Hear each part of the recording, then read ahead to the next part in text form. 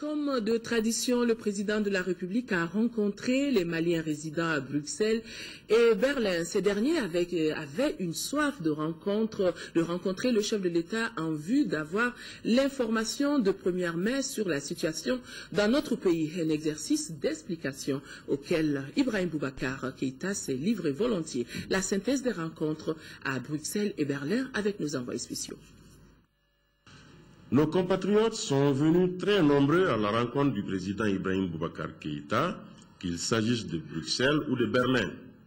Les Maliens établis dans ces deux juridictions avaient hâte de rencontrer leur président en vue d'obtenir l'information de première main sur la situation de leur pays. Une raison toute simple à cet empressement, nos compatriotes de la diaspora ont eux aussi souffert de la grave crise que vient de vivre notre pays.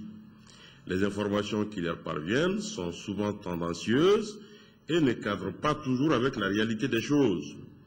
Voilà qui a conduit certains de nos compatriotes à parcourir parfois plusieurs centaines de kilomètres pour être témoins de cette rencontre. Par exemple, parmi les Maliens qui sont venus à la rencontre de Berlin, certains ont quitté la Pologne, la Finlande, la Norvège, entre autres. Nos compatriotes qui se sont massivement déplacés n'ont pas été déçus.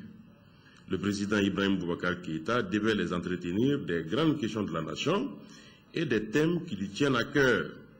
La lutte contre la corruption et la délinquance financière, la réconciliation nationale, la construction d'un État impartial, tous ces thèmes ont été clairement développés devant nos compatriotes de la diaspora. IBK rendra également compte de l'intense plaidoyer qu'il a fait pour le Mali auprès de ses pairs au sommet de l'Élysée et des autorités européennes. Cette démarche étant soutenue, selon le chef de l'État, par une seule volonté, celle de dire le Mali en des termes sans équivoque, laquelle démarche consacre le retour effectif de notre pays parmi les nations qui comptent sur l'arène internationale.